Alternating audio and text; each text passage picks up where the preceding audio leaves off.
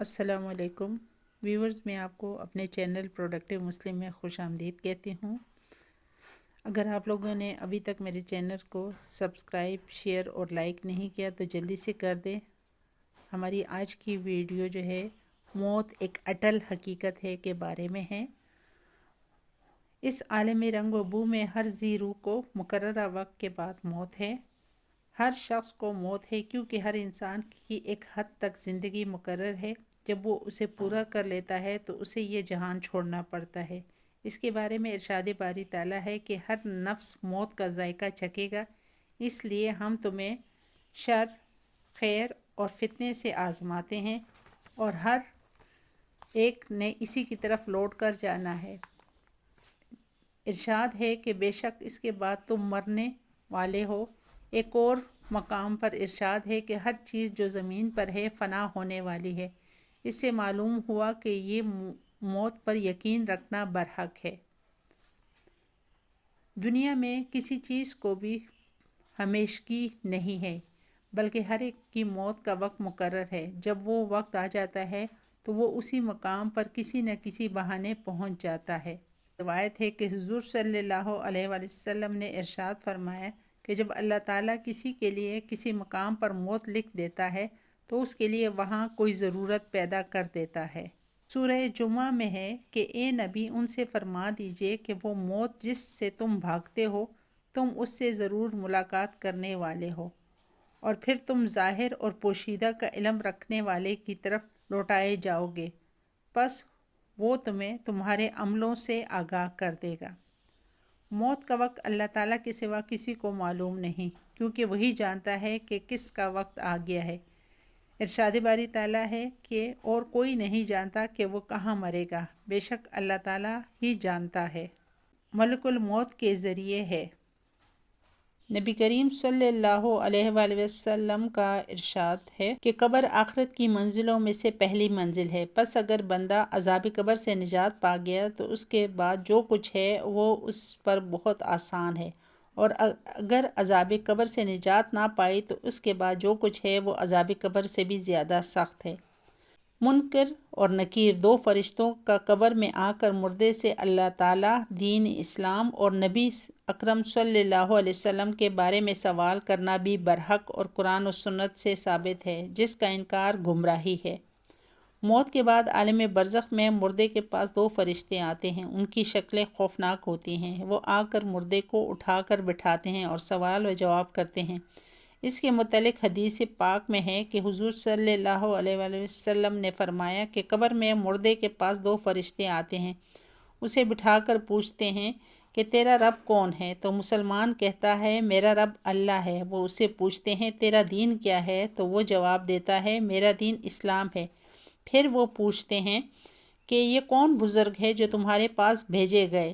تو وہ مسلمان جواب دیتا ہے یہ اللہ تعالیٰ کے رسول حضرت محمد صلی اللہ علیہ وآلہ وسلم ہیں۔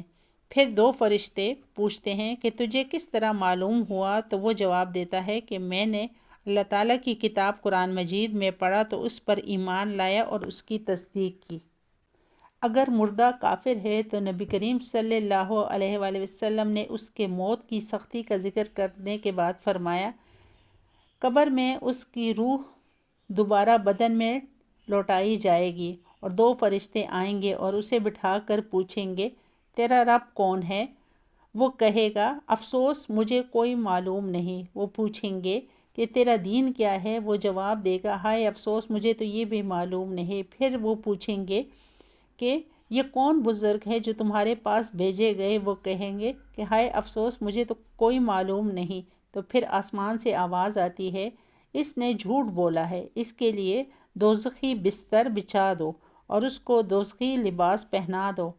اس کی قبر میں دوزخ کی طرف ایک دروازہ کھول دو تو اس دروازے سے اس کو دوزخ کی گرم اور ہوا اور تپش پہنچتی رہے گی، اور کافر کی قبر اس قدر تنگ کر دی جاتی ہے کہ اس کے ادھر کی پسلیاں ادھر نکل جاتی ہے۔ پھر اس پر ایک اندھا بہرا فرشتہ مقرر کر دیا جاتا ہے جس کے پاس لوہے کا ایک بھاری گزر ہوتی ہے۔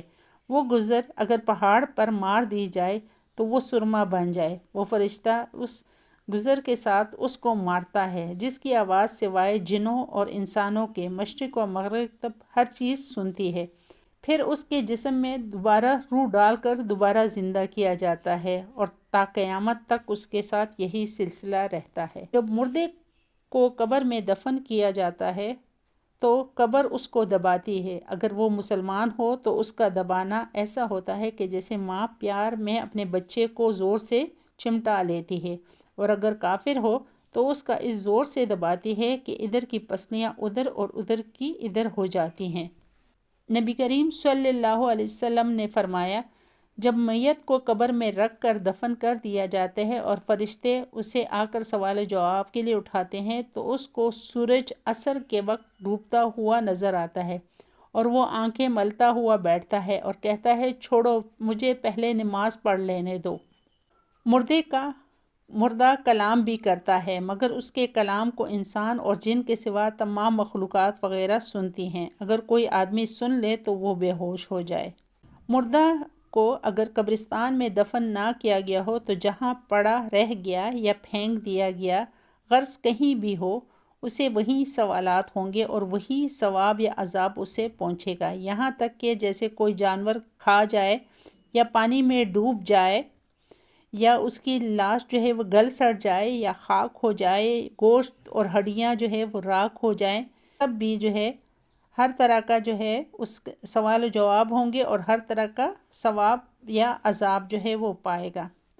بعض گنہگار مسلمانوں پر بھی قبر میں عذاب ہوگا، کیونکہ انہوں نے دنیاوی زندگی میں گناہ اور نافرمانیاں کی تھی، پھر مسلمانوں کے صدقات، خیرات، دعائے مغفرت سے ان کے عذاب میں تخفیف ہو جاتی ہے۔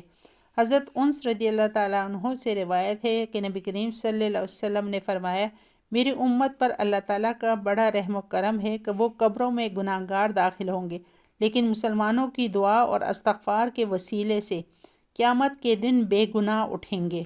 حضرت سعد بن عباد رضی اللہ تعالیٰ عنہ نے نبی کریم صلی اللہ علیہ وآلہ وسلم کی خدمت میں عرض کی، یا رسول اللہ، میری والدہ فوت ہو گئی ہیں، اب اگر میں اس کی طرف سے صدقہ دوں تو اسے نفع پہنچے گا؟ آپ نے فرمایا، ہاں، اس کو نفع ضرور پہنچے گا۔ تو حضرت سعد نے عرض کیا، میں آپ کو گواہ بناتا ہوں کہ میرا فلاں باغ میری ماں کی طرف سے صدقہ ہے۔ روایت میں ہے کہ حضرت سعد رضی اللہ تعالیٰ عنہ نے نبی کریم صلی اللہ علیہ وسلم سے پوچھا کہ اگر میری ماں فوت ہو گئی ہے اس کے لیے کون سا صدقہ افضل ہے؟ تو آپ نے فرمایا، پانی کا صدقہ افضل ہے۔ چنانچہ حضرت سعد نے اپنی فوت شدہ ماں کے نام اس سے کنواں کھدوایا اور کنواں تیار ہونے کے بعد اس پر لکھا، کنواں ام سعد کے ایصال ثواب کے لیے ہے۔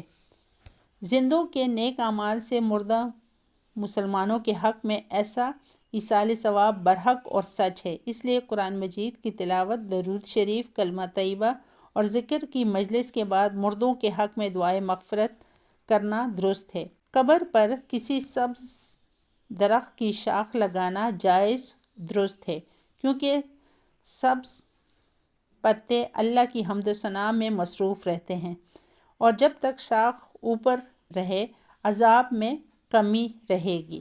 اللہ تعالیٰ بھی ہم سب کی جو ہے وہ قبر کی سختیاں ہم سب پر آسان کرے اور ہماری بخشش فرمائے، آمین ثم آمین۔